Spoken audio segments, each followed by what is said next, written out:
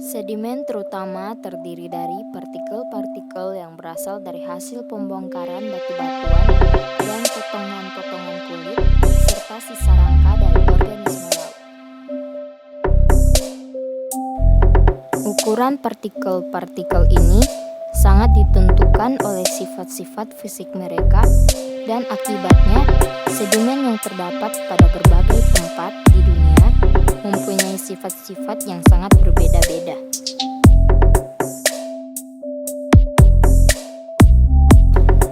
Sebagai contoh, sebagai dasar laut yang dalam ditutupi oleh jenis partikel yang berukuran kecil yang terdiri dari sedimen halus atau lumpur, sedangkan hampir semua pantai ditutupi oleh sedimen berukuran besar dan kasar atau pasir.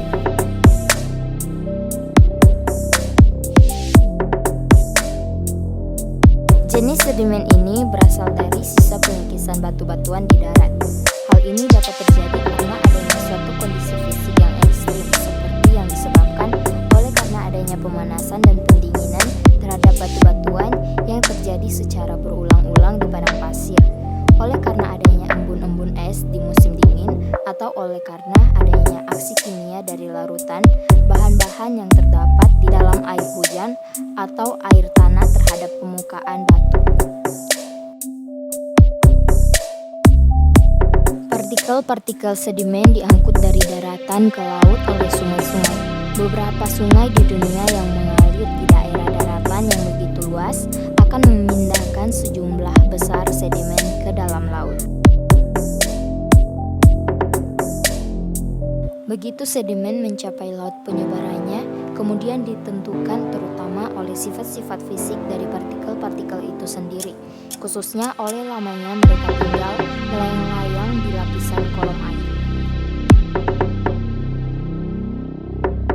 Partikel pasir hanya memerlukan waktu kira-kira 1,8 hari untuk tenggelam dan menetap di atas lapisan dasar laut yang mempunyai kedalaman 4000 meter. Sedangkan partikel lumpur yang berukuran kecil membutuhkan waktu yang lebih lama, yaitu kira-kira 185 hari.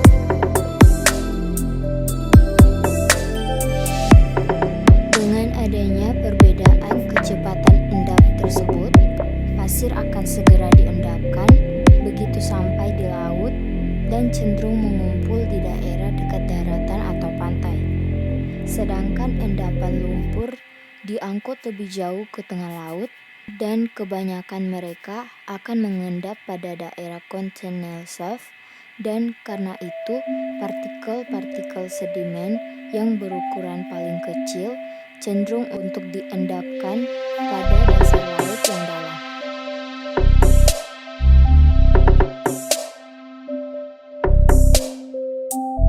Sedimen biogenus terbagi dua tipe utama, yaitu calcareous dan siliceous ooze, yang dimana tergantung pada jenis organisme dari mana mereka berasal dan jenis bahan yang telah bergabung ke dalam kulit atau rangka mereka. Jenis calcareous ooze lain adalah pteropod atau moluska yang bersifat plankton, yang cangkangnya mengandung zat kapur dan menutupi permukaan dasar laut hanya berjumlah 1% saja. Walaupun kadang-kadang mereka ini sudah bercampur dengan ooze dari jenis yang lainnya. Sedangkan siliceous ooze berasal dari hewan dan tumbuhan yang banyak mengandung silika, seperti diatom ooze yang merupakan jenis tumbuhan bersel tunggal yang mempunyai kulit mengandung silika. Jenis ini menutupi 9% permukaan dasar laut. Jenis lainnya adalah Radiolaria ooze yang merupakan golongan protozoa bersel satu, di mana bentuk endapannya menutupi 1-2% dasar laut, dan Red clay ooze yang juga mempunyai kandungan silika yang tinggi.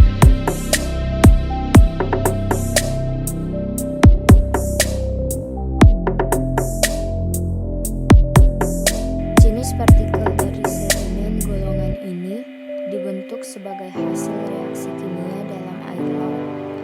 Sebagai contoh, bongkahan-bongkahan mangan.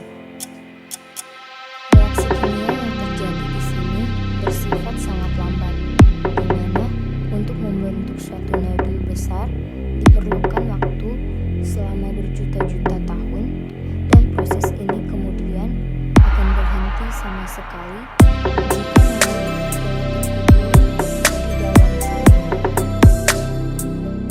Sebagai akibatnya, nodul-nodul ini menjadi begitu banyak dijumpai di lautan Pasifik daripada di lautan Atlantik.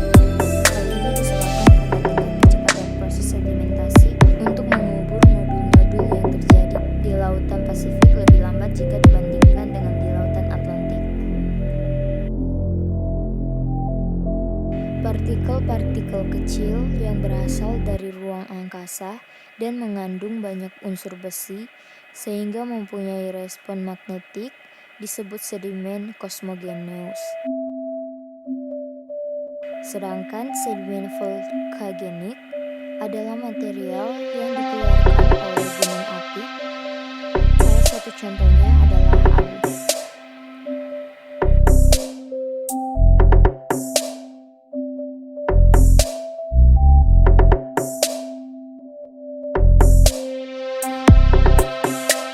Sedimentasi terjadi apabila kekuatan arus atau gaya dari agen transportasi menurun, sehingga partikel sedimen yang berada di dalam suspensi akan mulai terendapkan. Sifat dasar dan distribusi sedimen di laut dangkal dan laut dalam dikontrol oleh 4 faktor yang saling berinteraksi. Yang pertama yaitu jenis sumber material. Yang kedua, laju suplai sedimen. Yang ketiga, distribusi ukuran partikel. Yang keempat, kondisi energi di dasar perairan yang berhubungan dengan kekuatan arus.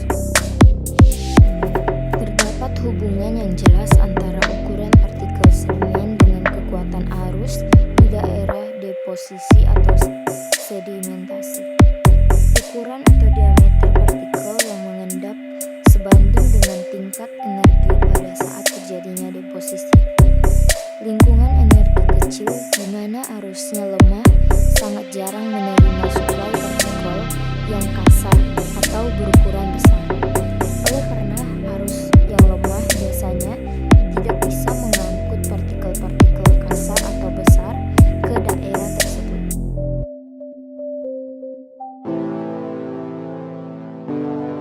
Continental Shelf adalah suatu daerah yang mempunyai lereng yang landai atau umumnya jarang melebihi 1 derajat. Lebarnya 70 sampai 100 km, kedalamannya bervariasi 0 sampai 120 meter dan berbatasan langsung dengan daratan. Lingkungan pengendapan di laut dangkal meliputi pengendapan di pantai atau beaches, Barir, Spit, dan Tombolo, pengendapan di estuaria, pengendapan delta, dan pengendapan tidal flat.